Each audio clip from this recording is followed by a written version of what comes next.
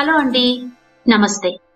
ఇప్పుడు మీరు ప్రతిలిపి వారి లైవ్ ఛాలెంజ్ నవలల పోటీలో గెలుపొందిన నీకు తెలుసా నాకేం కావాలో నవలను ఆడియో రూపంలో 10వ భాగం వింటారు. ఈ నవలను వ్రాసిన వారు ప్రముఖ రచయిత్రి శ్రీమతి అంగులూరి అంజనీదేవి గారు. చదువుతున్నది మా ఊరు విజయలక్ష్మి. ఇక కథలోకి వెళదామా?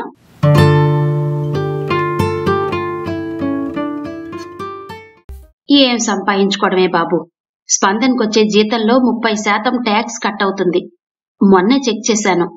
ఇక్కడ 15 రోజులకు ఒకసారి పే చెక్ వస్తుంది.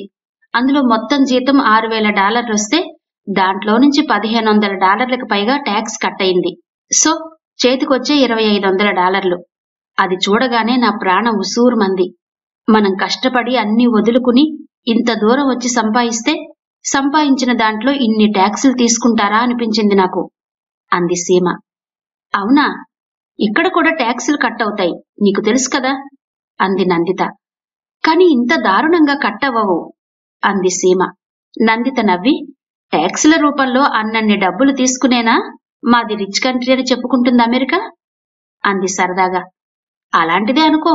కాకపోతే ఇక్కడ పిల్లలకి +2 వరకు స్కూల్స్ ఫ్రీ. మళ్ళీ ఇక్కడ ఓల్డేజ్ సిటిజన్స్ కి పెన్షన్ కూడా వాళ్ళు బ్రతకడానికి సరిపడా బాగానే ఇస్తుంది. కానీ ఇక్కడ సొంత ఇల్లున్నా దానికి ప్రాపర్టీ ట్యాక్స్ ఎక్కువగానే ఉంటుంది. కాస్ట్ ఆఫ్ లివింగ్ కూడా ఎక్కువగానే ఉంటుంది అంది. సరేలే, నువ్వు అక్కడేమి ఇల్లు కొనే ప్లాన్ ఏం చెయ్యట్లేదు కదా, ఎలాగూ ఇక్కడికే వచ్చేస్తావు అంది నందిత. అవును, వచ్చేస్తాను. ఎప్పుడెప్పుడు ఇండియా రావాలా అని ఎదురు చూస్తున్నాను. కానీ ఇక్కడున్నన్ని రోజులు మాత్రం బాగా ఎంజాయ్ చేస్తాను అంది సీమ. బాగా అంటే అంది నందిత.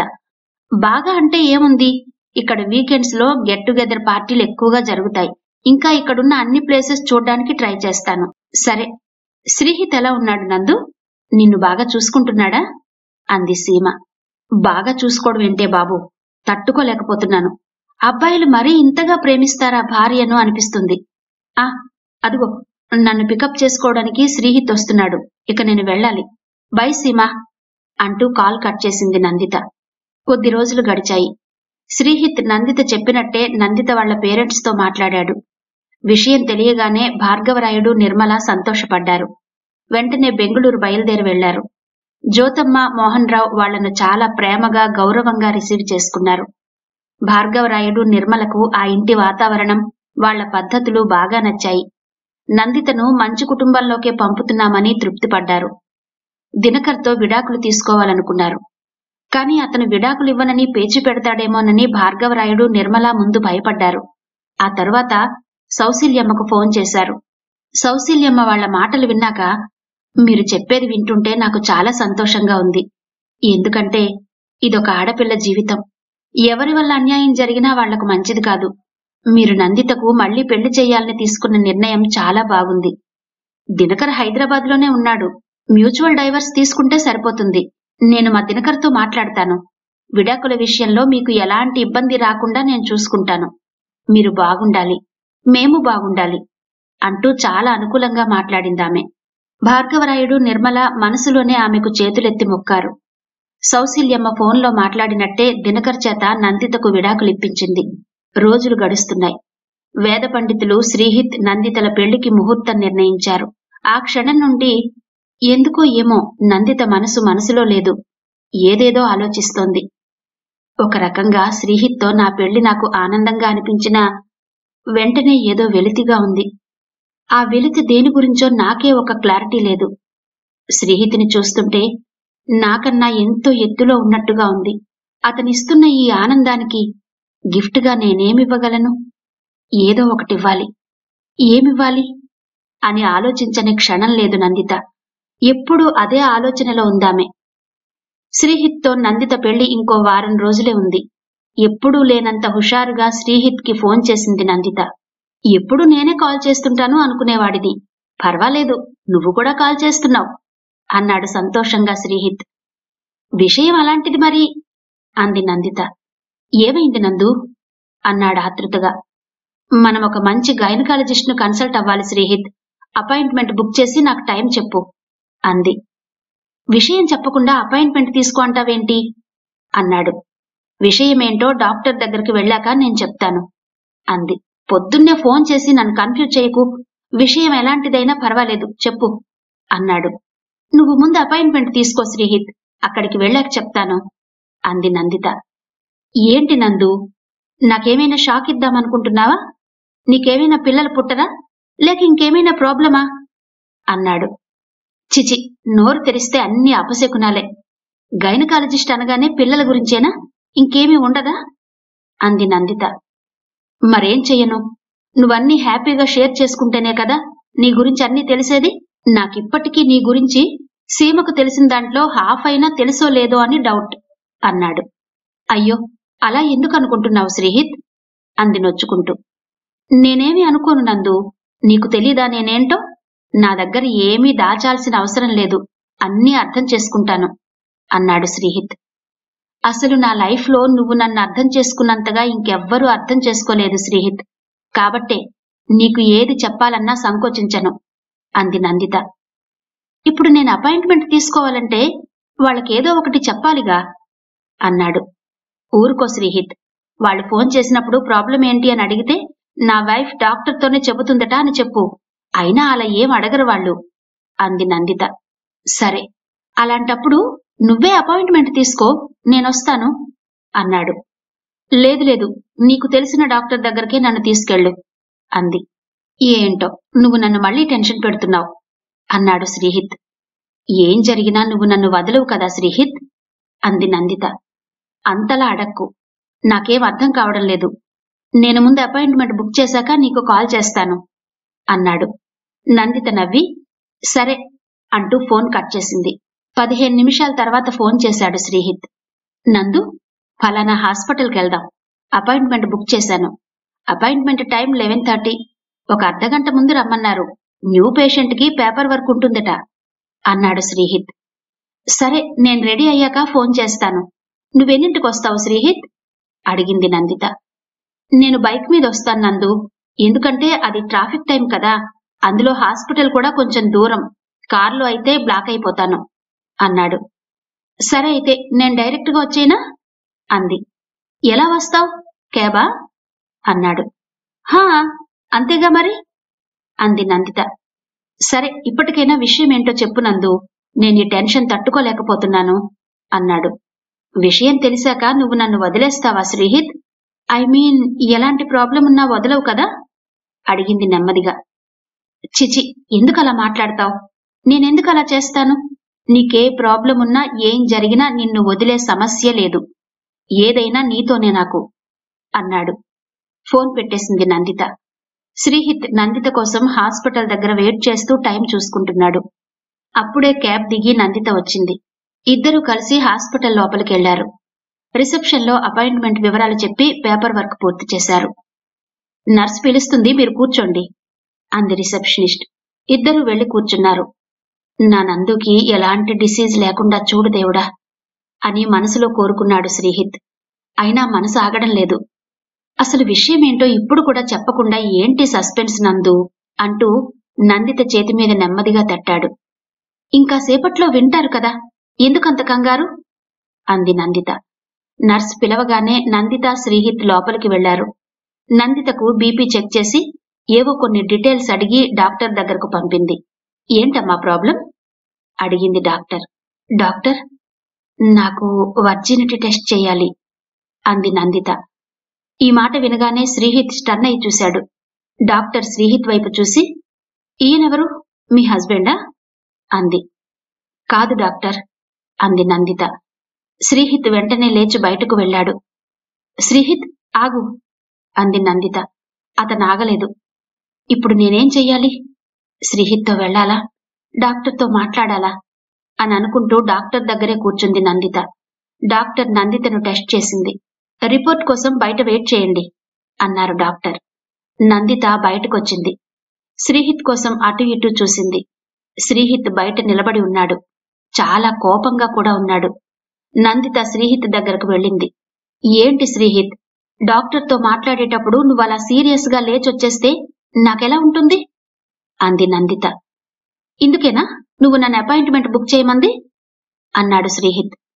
అవును, నా సొంతంగా నేను బుక్ చేసుకోకుండా నీ ద్వారానే డాక్టర్ దగ్గరికి రావాలనుకున్నాను అంది. నువ్వు నన్నిలా ఇన్సల్ట్ చేస్తావనుకోలేదు. చిచి, నేను నిన్ను ఇన్సల్ట్ చేయడమేంటి శ్రీహిత్? పొరపాటును కూడా నేను అలా చెయ్యను. నువ్వంటే నాకెంత ఇష్టమో నీకు తెలీదు. నువ్విందాక అన్నావు కదా, నాతో ఎప్పుడూ హ్యాపీగా మాట్లాడవు, ఏమీ షేర్ చేసుకోవు అని. నువ్వు పైకి మాట్లాడతావు, నేను మాట్లాడను. అంతే తేడా. నేను మాట్లాడకపోవడానికి కారణం కూడా నేను నీకు తగిన దానిని కాదేమో అన్న గిల్టీ ఫీలింగ్. నీకు తెలుసో లేదో శ్రీహిత్, నువ్వెప్పుడూ ఉన్నతంగానే కనిపిస్తావు. అలాంటి నిన్ను అవమానించడమా? అసలు అలాంటి ఊహ కానీ ఆలోచన కానీ నాకు రావు అంది. కాని ఇప్పుడు నువ్వు చేసిన పని అలా అనిపించలేదు అన్నాడు శ్రీహిత్. లేదు శ్రీహిత్, నేను చేసింది ఇప్పుడు నీకు కోపంగా అనిపించొచ్చేమో, కాని మన ఫ్యూచర్కి ఇది చాలా అవసరం. దీనివల్ల కల్మషం లేని మన ప్రేమకి ఒక పునాది ఏర్పడుతుంది అంది. నేనెప్పుడైనా ఇలాంటి విషయాలు అడిగానా అన్నాడు. అడగకపోవడం నీ సంస్కారం శ్రీహిత్, కాని ఇలా చెయ్యడం నా ధర్మం. దీన్ని నువ్వు అవమానంగా తీసుకోవద్దు. నేను ఎన్నో రోజుల నుండి నన్ను నేను ఎలా ప్రూవ్ చేసుకోవాలి అని బాగా ఆలోచించి చివరికి నిర్ణయం తీసుకున్నాను అంది. నువ్వు ఎన్నైనా చెప్పు నందు, ఇదెందుకో నాకు నచ్చట్లేదు. అది కాదు శ్రీహిత్, ఇప్పుడు నువ్వు ప్రేమ మత్తులో ఉన్నావు. నీకిప్పుడేమీ కనిపించదు అనిపించదు. కాని రేపు ఈ ప్రేమ మత్తు దిగాక నీకేమనిపించినా నేనేం చూపించలేను.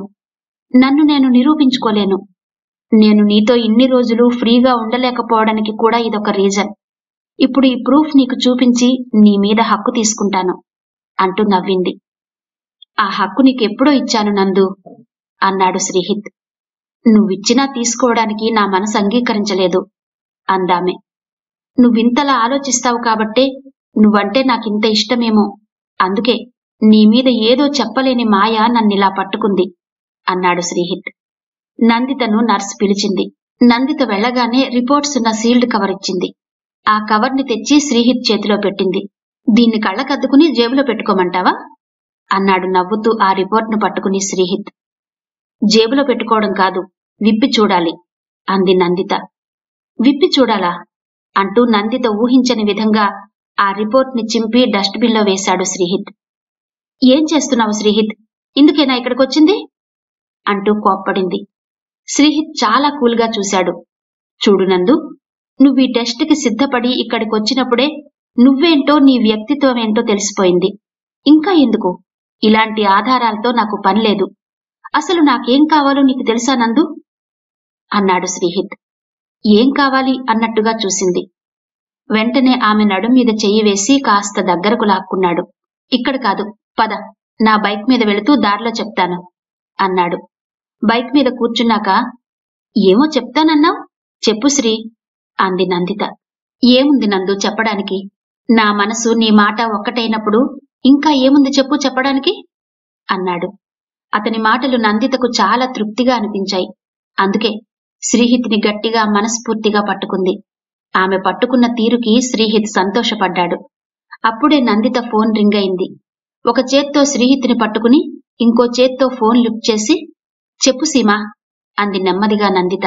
ఏం లేదు నందు, నీ చాటింగ్ ని దినకర్కి ఎవరు పంపారో ఇప్పటికీ మనకు తెలియదు కదా.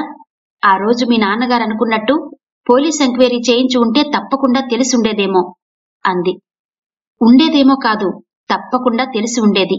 అలా తెలియకూడదనే కదా మనం హైదరాబాద్ లో ఉన్నప్పుడు హాస్టల్ మారాం, బెంగుళూరొచ్చాం అంది మెల్లగా నందిత. అది కాదు నందు, నీకు నేను చెప్పలేదు కాని ఆర్య నువ్వు చేసుకున్న చాటింగ్ ని దినకర్కి ఎవరు పంపారో, ఎందుకు పంపారో, అలా పంపాల్సిన అవసరం ఎవరికి ఉందో తెలుసుకోవాలన్న క్యూరియాసిటీ నాలో బాగా ఉండేది. అదిప్పుడు మనకు తెలియకుండానే అయిందిగా అంది సీమ. ఏంటి సీమ ఇలా మాట్లాడుతున్నావు? అదప్పుడు తెలిసి ఉంటే స్టోరీ ఇంకోలా ఉండేదని నీకు తెలీదా అంది నందిత మెల్లగా. తెలుసనుకో, కానీ నాకు తెలిసి ఆ చాటింగ్ ని ఆర్యనే వాళ్ళ ఫ్రెండ్స్ దగ్గర షో చేసి ఉంటాడేమో నందు. జస్ట్ గెస్ మాత్రమే. అలా చేసినప్పుడు వాళ్లలో ఎవడో ఒకడు దాన్ని సేవ్ చేసుకుని నీకు పెళ్ళయ్యాక దాన్ని దినకరకు పంపి ఉంటాడు. ఇలాంటివి వైరల్ కావడం ఎంతసేపు చెప్పు? ఏమాత్రం అవకాశం దొరికినా కొంతమంది సైకోలు అమ్మాయిల జీవితాలతో ఆడుకోవాలనే చూస్తుంటారు. దీన్ని బట్టి మన అమ్మాయిలు ఎంత జాగ్రత్తగా ఉండాలో తెలుస్తోంది అంది సీమ. అవునవును అంది మరింత మెల్లగా నందిత. శ్రీహిత్ వెనకాల కూర్చుని సీమతో ఆ విషయం గట్టిగా మాట్లాడలేకపోతోంది నందిత. ఏది ఏమైనా శ్రీహిత్తో నీ పెళ్లి ఫలానా రోజని తెలిసి చాలా సంతోషపడ్డాను నందు. స్పందన్ కూడా హ్యాపీ అయ్యాడు. నువ్విప్పుడు బయటున్నావా? ఏవో సౌండ్స్ వినిపిస్తున్నాయి అడిగింది సీమ. అవును సీమ, శ్రీహిత్తో ఉన్నాను. ఆన్ ద వే, హాస్టల్కెళ్ళాక కాల్ చేస్తాను అంటూ కాల్ కట్ చేసింది నందిత. శ్రీహిత్ తల కొద్దిగా వెనక్కి తిప్పి, ఎవరు? సీమనా? అప్పుడే కట్ చేశావే అన్నాడు నవ్వుతూ. నందిత కూడా నవ్వి, నాకు మౌనంగా ఉండాలని ఉంది శ్రీ. ఈ క్షణాలు నాకు చాలా అపురూపంగా అనిపిస్తున్నాయి అంటూ శ్రీహిత్ భుజంపై ప్రశాంతంగా తలపెట్టుకుని కళ్ళు మూసుకుంది. ఆ కళ్లలో ఎన్ని కలలో. నందితను హాస్టల్లో వదిలి ఇంటికి వెళ్లాడు శ్రీహిత్.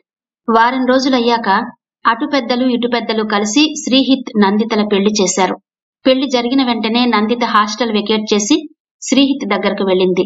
శ్రీహిత్, నందిత ఎప్పట్లాగే ఆఫీస్కు వెళ్తున్నారు. కొద్ది రోజులు గడిచాక ఆరుషి ఫోన్ చేసి, అమ్మా, నందిత ఎలా ఉంది? మీతో బాగా కలిసిపోతుందా? తమ్ముడు సంతోషంగా ఉన్నాడా అని అడిగింది. నా కోడలు నందిత నాతో కలిసిపోవడమే కాదు, ఆఫీస్కెళ్లే లోపల ఇంటి పనంతా చేసి వెళ్తుంది. నా చేత ఒక్క పని కూడా చెయ్యనియట్లేదు.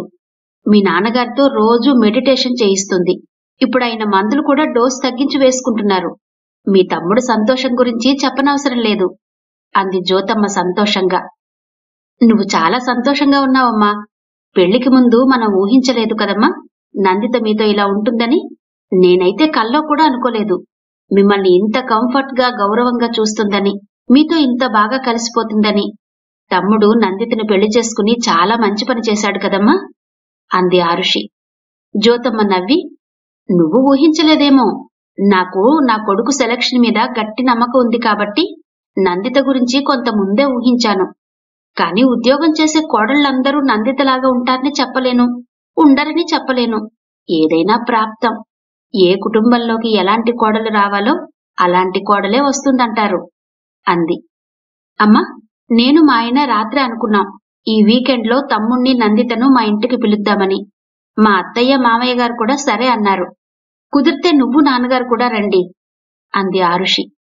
చూస్తాన్లే. నువ్వైతే తమ్ముడికోసారి ఫోన్ చేసి విషయం చెప్పు. ఎందుకంటే వాళ్ల ప్రోగ్రాంలేమైనా ఉంటే ఆపుకుంటారు. సరే అమ్మా, ఇప్పుడే వాడికి కాల్ చేసి మాట్లాడతాను అంటూ ఫోన్ కట్ చేసింది ఆరుషి. వెంటనే శ్రీహిత్ కి ఫోన్ చేసింది ఆరుషి. శ్రీహిత్ ఫోన్ లిఫ్ట్ చేసి, చెప్పక్క అన్నాడు.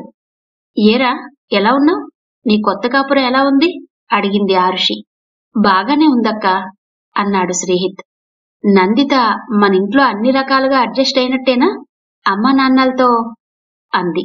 ప్రస్తుతానికేం కంప్లైంట్స్ లేవు. షీజ్ ఆల్ రైట్ అన్నాడు. అయినా ఏమైనా ప్రాబ్లమ్స్ ఉన్నా నువ్వు హ్యాండిల్ చేస్తావులే అంది నవ్వి. ప్రాబ్లమ్స్ క్రియేట్ చేసే మనస్తత్వం మన ఇంట్లో ఎవరికుంది చెప్పు? అమ్మా నాన్నల గురించి నీకు తెలుసు. నందిత హైలీ మెచ్యూర్డ్ ఉమెన్ అన్నాడు. సరేరా, ఇంతకీ నీకెందుకు ఫోన్ చేశానంటే, ఈ వీకెండ్ నువ్వు నందితని తీసుకుని మా ఇంటికి రావాలి అంది. ఎందుకు అన్నాడు శ్రీహిత్. ఊరికే, పెళ్ళయ్యాక నందిత ఎప్పుడూ మా ఇంటికి రాలేదు కదా అంది. సరే అక్క, ఇద్దరం కలిసి సండే వస్తాం అని చెప్పి ఫోన్ పెట్టేశాడు శ్రీహిత్. సండే రాగానే నందితను తీసుకుని ఆరుషి వాళ్ల ఇంటికి వెళ్లాడు శ్రీహిత్. ఇద్దరూ కారు దిగి లోపలికొస్తుంటే ఆరుషి సందడి సందడిగా, మా తమ్ముడు వాళ్ళొస్తున్నారు అంది ఇంట్లో వాళ్లకు వినిపించేలా. అందరూ హాల్లోకొచ్చి శ్రీహిత్ దంపతులను ప్రేమగా పలకరించారు. వాళ్లు రావడం ఆ ఇంట్లో అందరికీ ఆనందంగానే ఉంది. నందిత పెళ్లినాటికన్నా ఇప్పుడు ఇంకా అందంగా కనిపిస్తోంది. వాళ్ళిద్దరూ చూడ్డానికి చక్కగా ఉన్నారు. ఆరుషి తన మరదలు ఎలా ఉండాలనుకునేదో అలానే ఉంది నందిత. ఆ ఇల్లు కొత్త కాబట్టి నందితకు ఎలాంటి ఇబ్బంది లేకుండా వాష్రూమ్ కి వెళ్లాలన్నా ఏది ఎక్కడ ఉందో చూపిస్తూ ఆమె వెనకే ఉంటున్నాడు శ్రీహిత్. ఆరుషి అన్ని శ్రీహిత్ కిష్టమైన వంటలే చేసింది. డైనింగ్ టేబుల్ దగ్గర కూర్చున్నాక, చూడు నందిత, నీకేదిష్టమో ఏది ఇష్టం కాదో తెలియదు కాబట్టి అన్నీ శ్రీహిత్ కిష్టమైనవే వండాను. అమ్మ చెప్పింది నువ్వు కూడా వంట బాగా చేస్తావని అంటూ ప్లేట్లు సర్ది వడ్డించింది ఆరుషి. అలా మాట్లాడుతూనే లంచ్ చేయడం పూర్తయింది. లంచ్ అయ్యాక ఆరుషి నందితను తన గదిలోకి తీసుకెళ్లి 4 చీరలు చూపించి, నీకేది నచ్చిందో చెప్పు, అదే చీర నీకు పెడతాను అంది. ఇవన్నీ ఇప్పుడెందుకొదినా అంది మొహమాట పడుతూ నందిత. నువ్వు పరాయిదానివైతే ఏదో ఒక చీర పెట్టేదాన్ని. నువ్వలా కాదు కదా, అందుకే నీకు నచ్చిన చీర పెట్టాలనుకుంటున్నాను. నీకెలాంటి చీర నచ్చుతుందో నాకు తెలియదు కదా అంది ఆరుషి.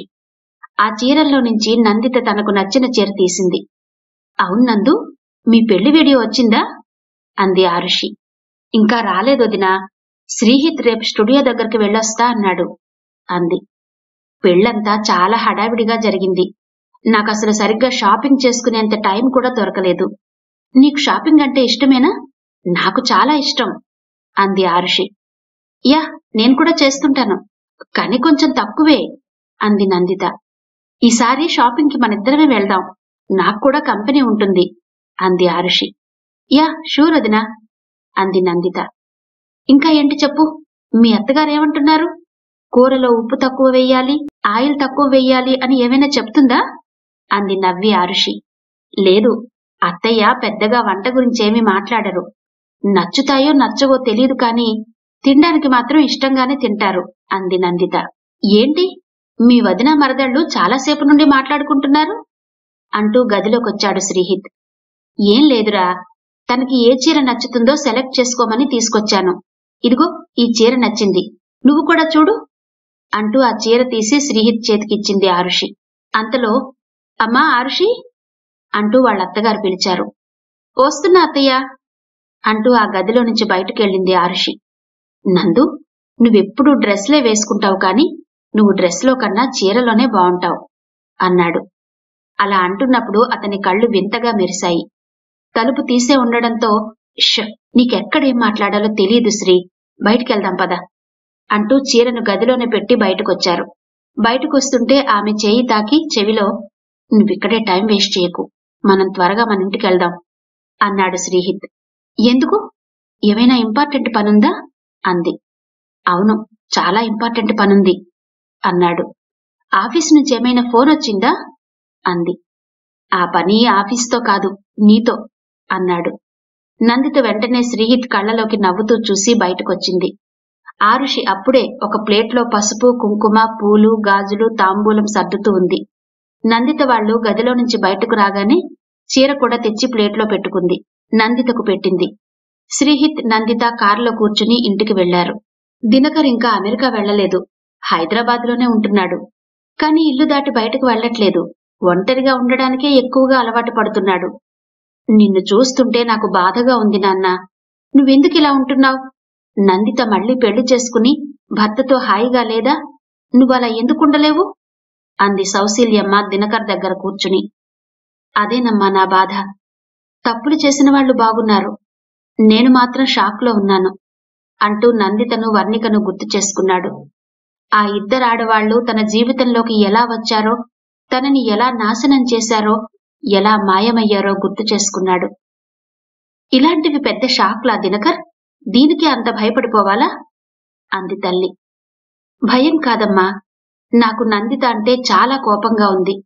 నన్నెంతో నమ్మించి నా జీవితంతో ఆడుకుంది.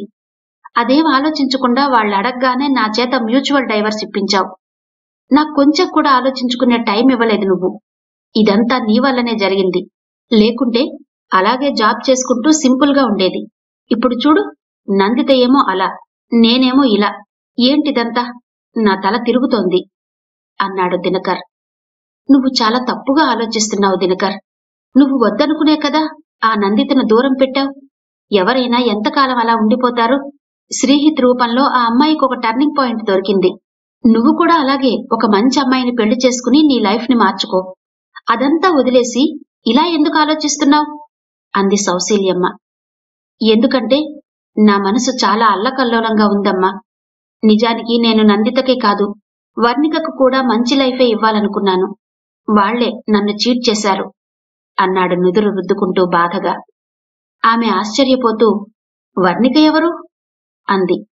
వర్ణిక ఎవరో, అమెరికాలో ఏం జరిగిందో తల్లితో చెప్పాడు దినకర్. ఆమె అదంతా విన్నాక, అందుకేనా నువ్వింతగా అప్సెట్ అయ్యావు? అయినా ఇది కరెక్ట్ కాదు నాన్న, నువ్విలా ఉండకూడదు. ఇప్పుడు చూడు, వర్ణిక బాగుంది, నందిత బాగుంది, తెలివిగా వాళ్లను వాళ్లు చక్కదిద్దుకున్నారు. వాళ్లలాగా నువ్వెందుకుండలేవు? వాళ్లకన్నా నువ్వేమైనా అమాయకుడివా, అసమర్థుడివా అంది.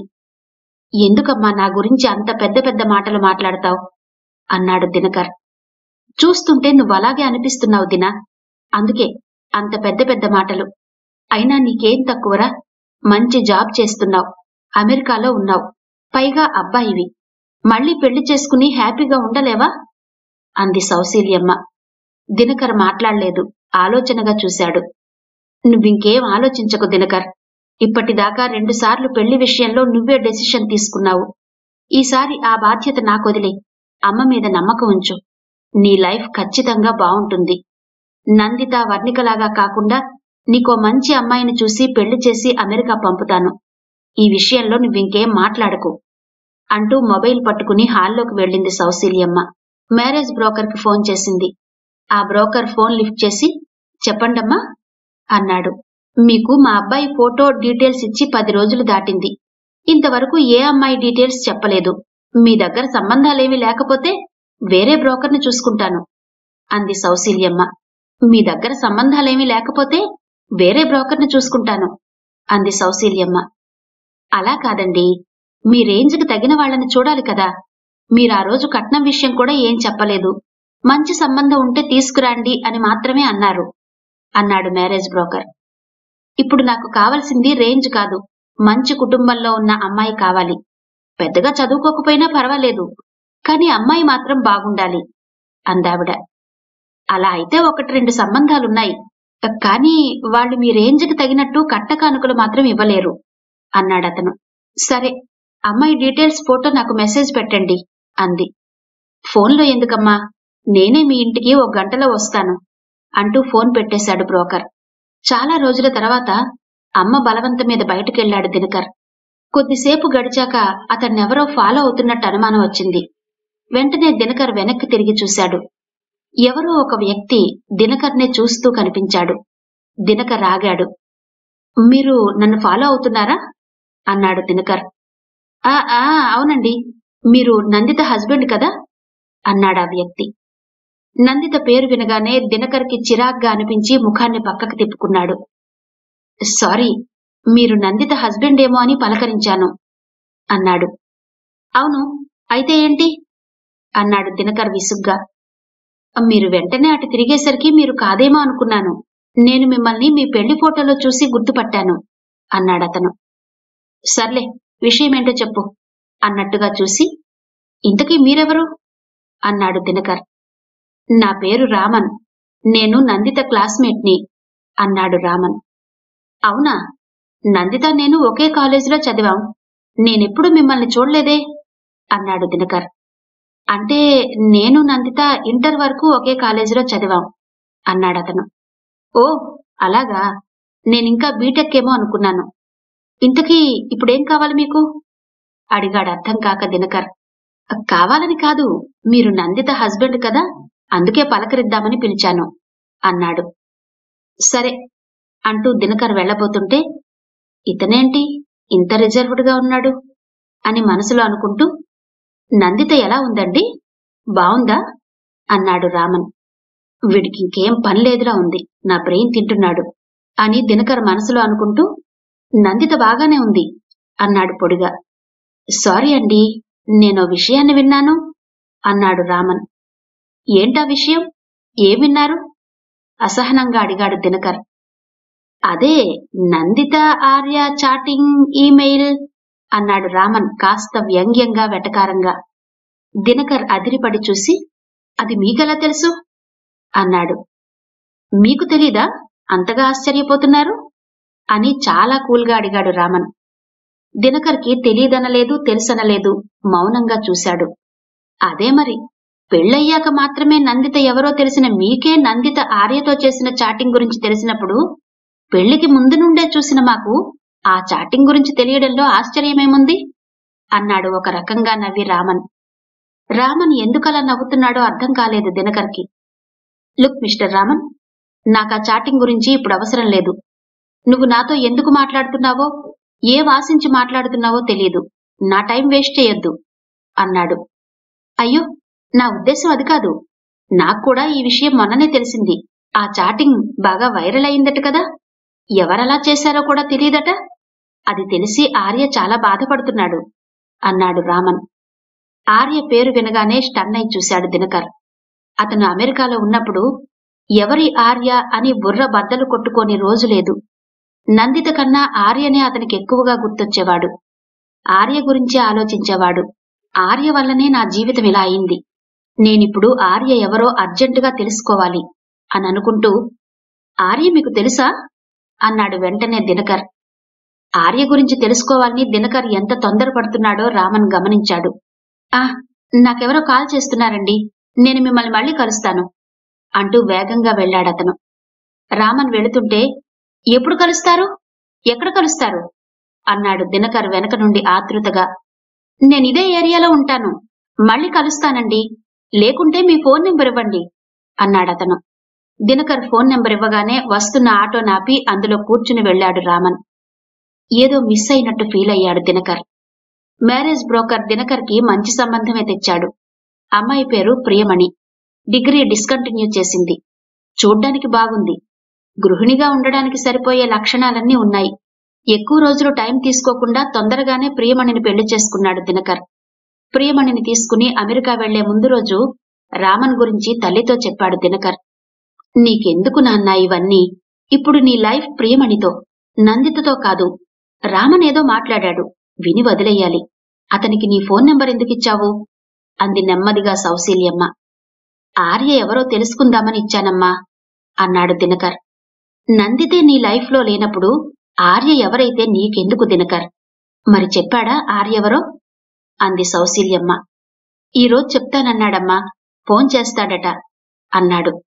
ఫోన్ చేసినప్పుడు నువ్వు మాట్లాడకు, నేను మాట్లాడతాను అందామె. ఏం మాట్లాడతావమ్మా అడిగాడు దినకర్. ఇక ఈ కథని ఇక్కడితో ఆపుదామండి. తరువాతి కథను 11వ భాగంలో వినిపిస్తాను.